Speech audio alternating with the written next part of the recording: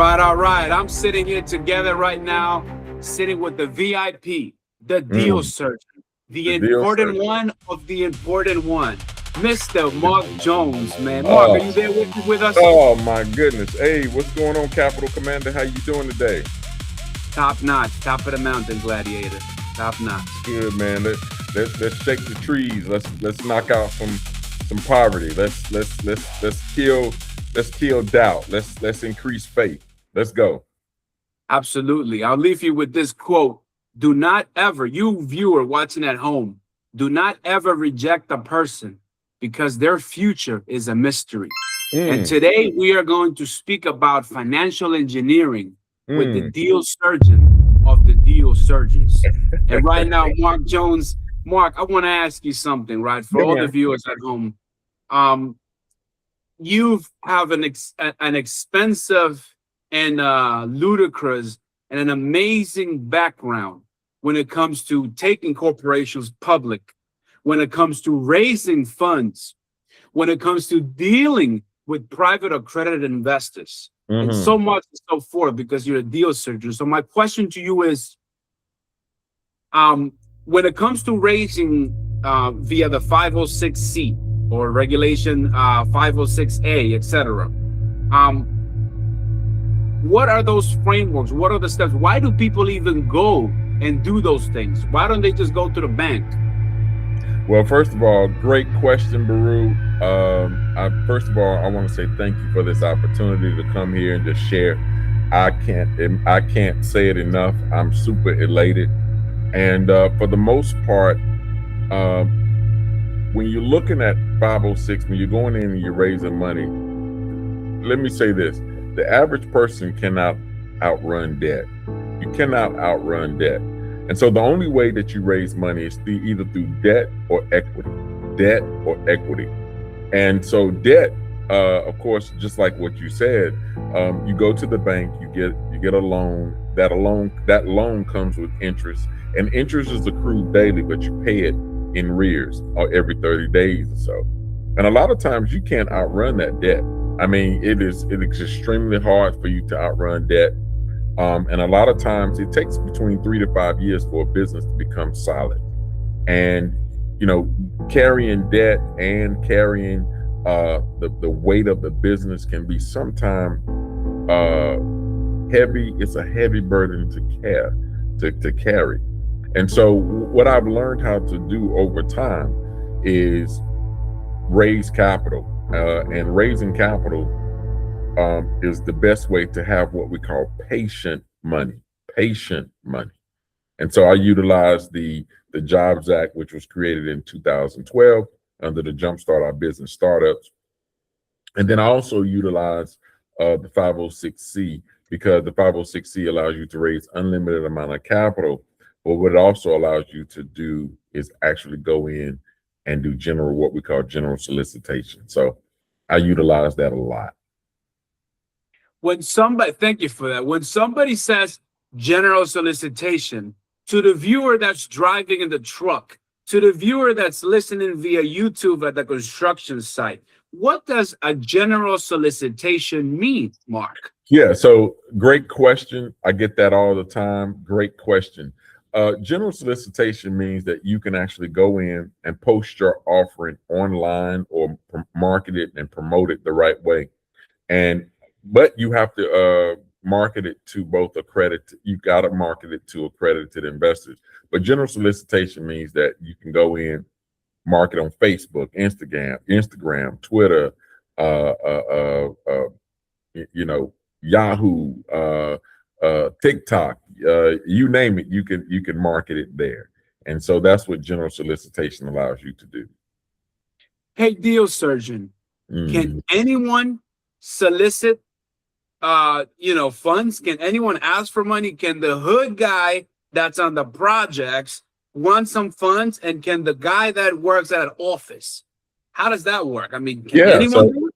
So anyone can solicit those funds.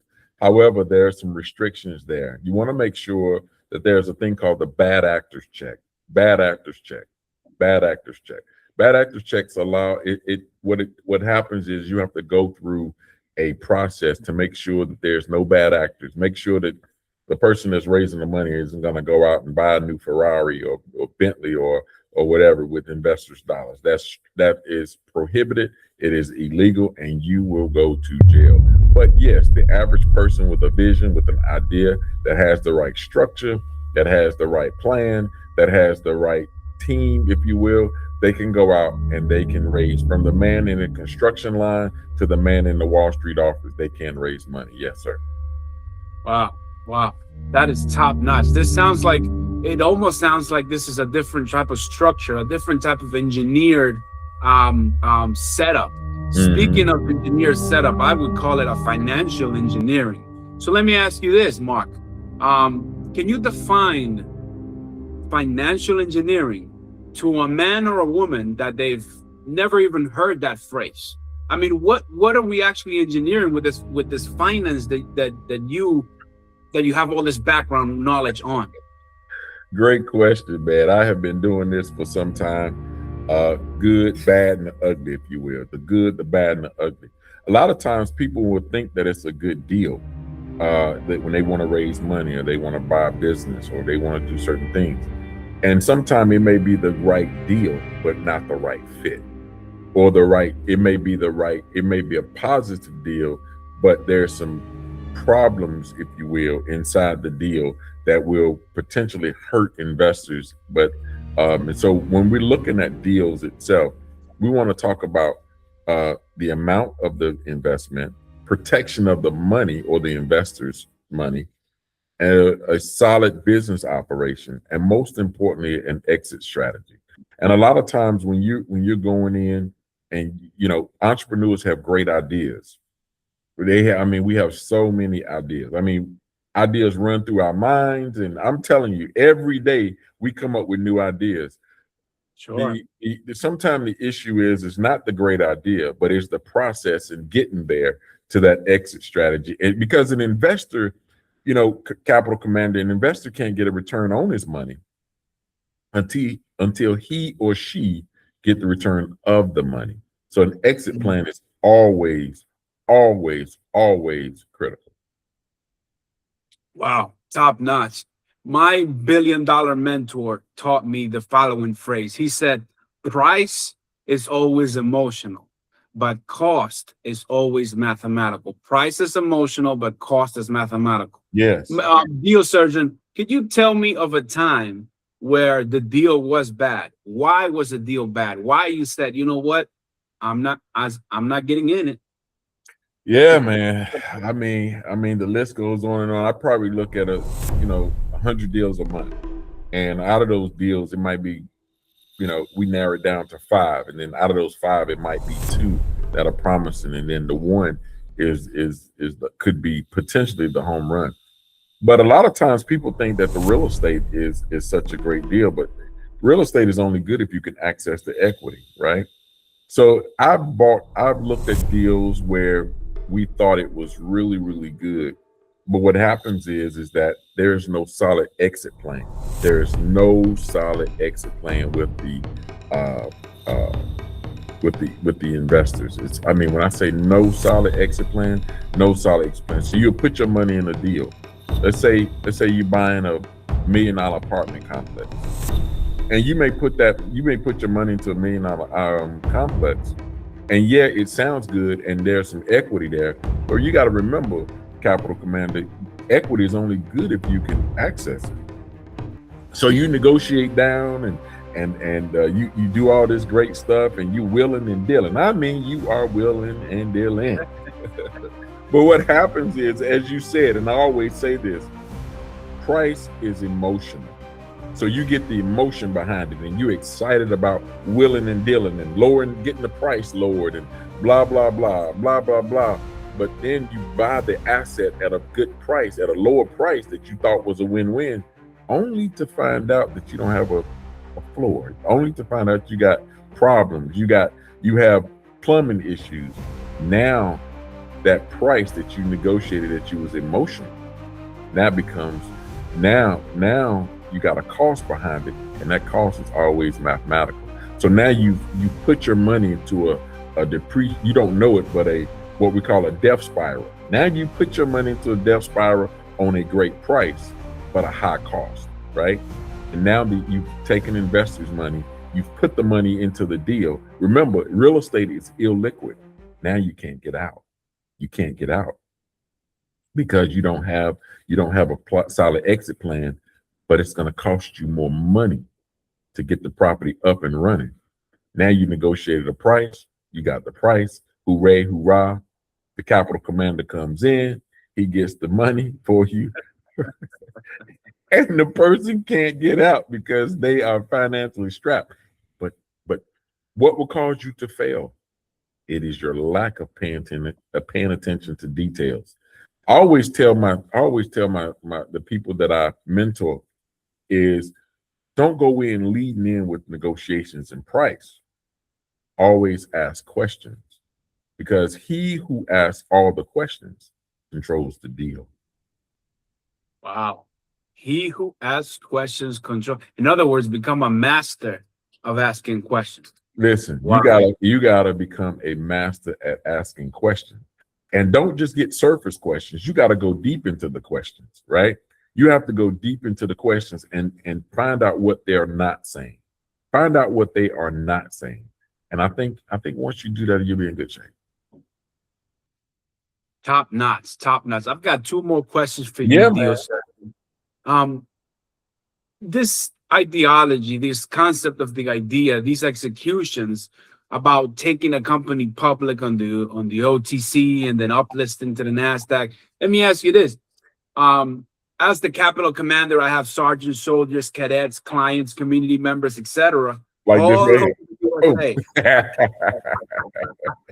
And so I encounter, like many of the viewers watching at home, they have many businesses, right? You as a viewer, you drive your truck or you've got your restaurant, your beauty salon, so you've got your businesses. So my question is, what does a company have to already be at before before that conversation of taking a company public to the OTC even begins? What does a company need to do? It needs to have strong structure, because sometimes those costs can be so enormous, right? It can be a money pit if you don't know exactly what you're doing.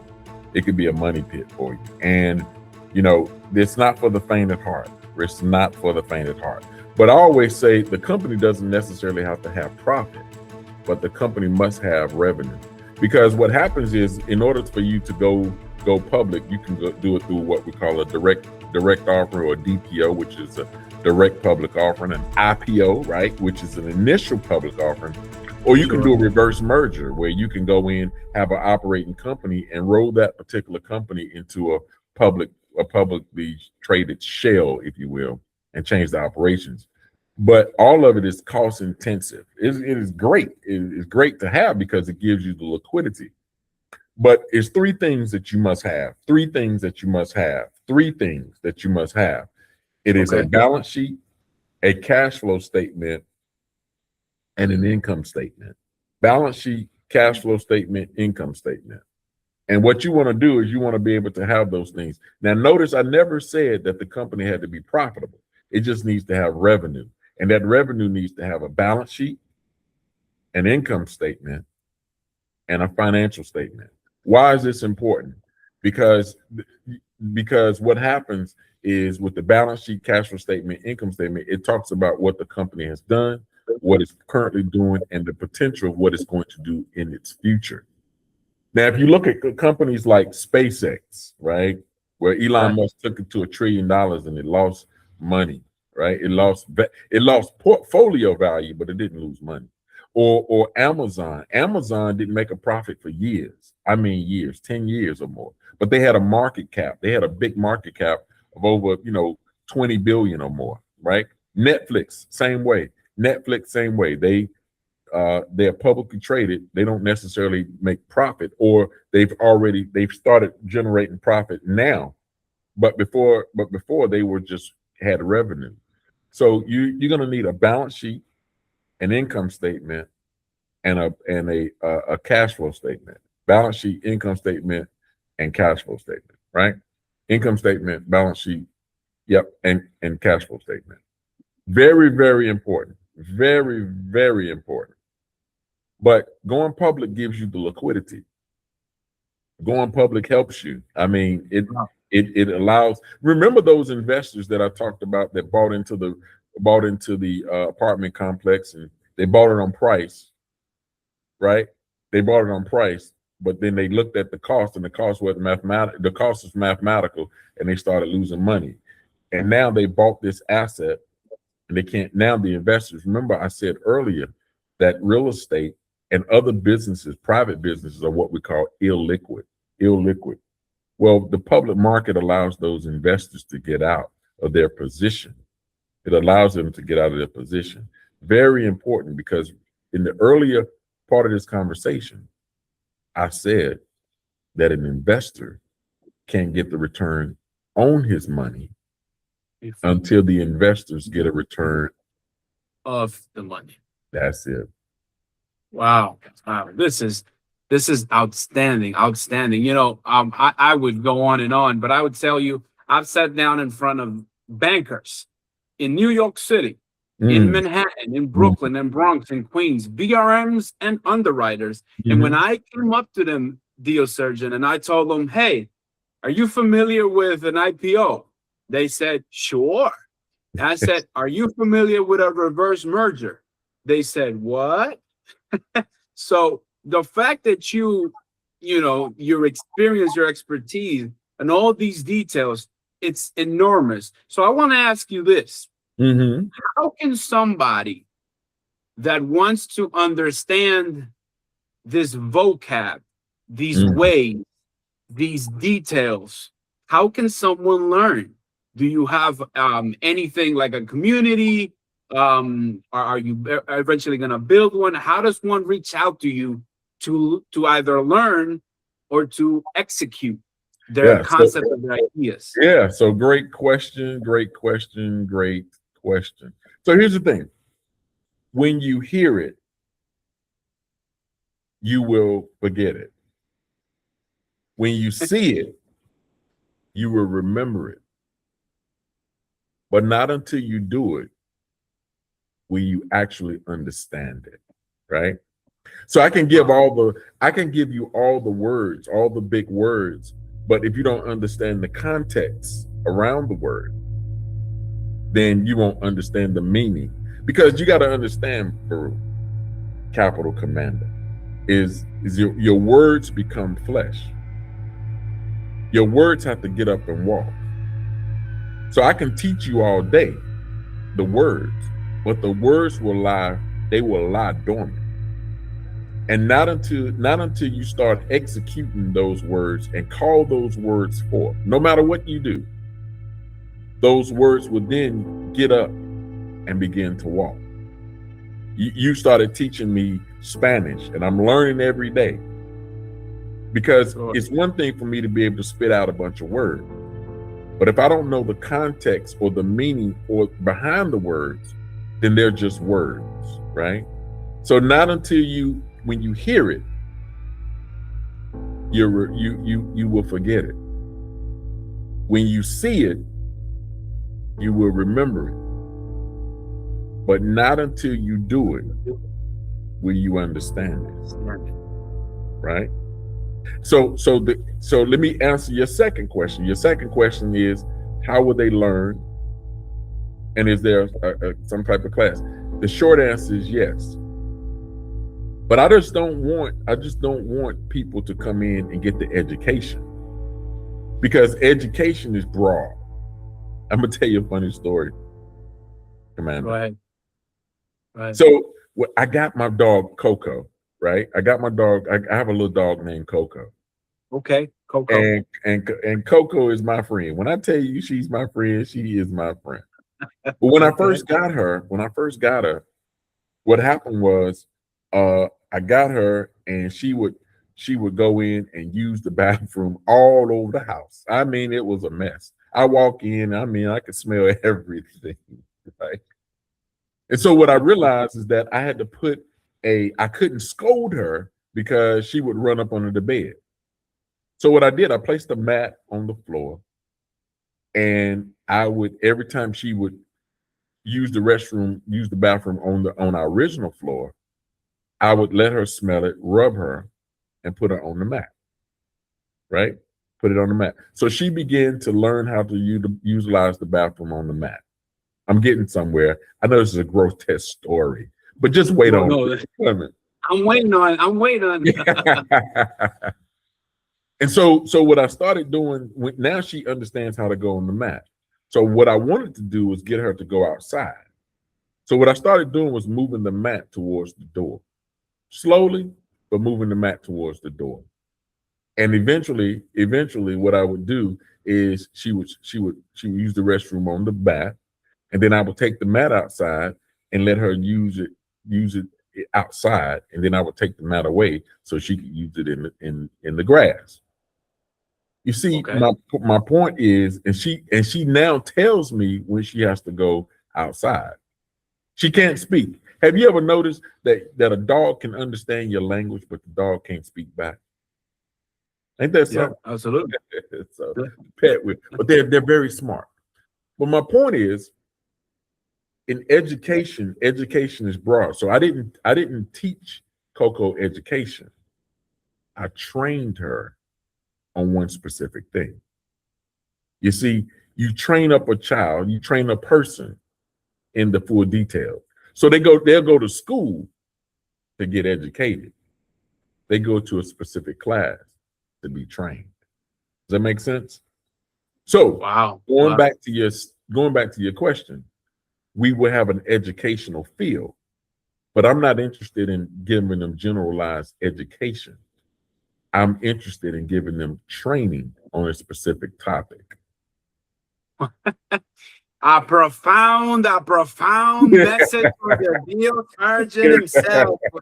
Ladies and gentlemen, I want you to tune in for next week's episode where we're going to digest and divulge and swim upon the ocean of different topics that are important to allow you to capitalize, whether it be from the banks or whether we with private accredited investors taking conversations public. Yours truly, the deal surgeon with you guys. Thank you so much, Capital Commander. You are amazing. You are amazing, and you are amazing. I will leave the people with this. Yes. Every step gets you closer and closer to your destination. Setbacks will come. Setbacks will always come. And it will derail you from doing the things that you need to do. But I would command, I would demand, right? The people that are listening to this podcast, I would say to them, don't stop. Don't stop. Because your why is greater than the problems that you're in, right? Your why is greater than where you are. Keep pushing. Keep pushing. I'll say this, and we can do it together. Two things. Price is what? Price is emotional. But cost is mathematical. Yes. And then when you see it, when you hear it, you will do what? You will forget it. Forget it. When you see it, you'll remember it. But not until you do it will you understand it. Thank you so much, Capital Commander. Baru, you are amazing. Let's change the world. Top notch. All right. Till next time. Bye-bye.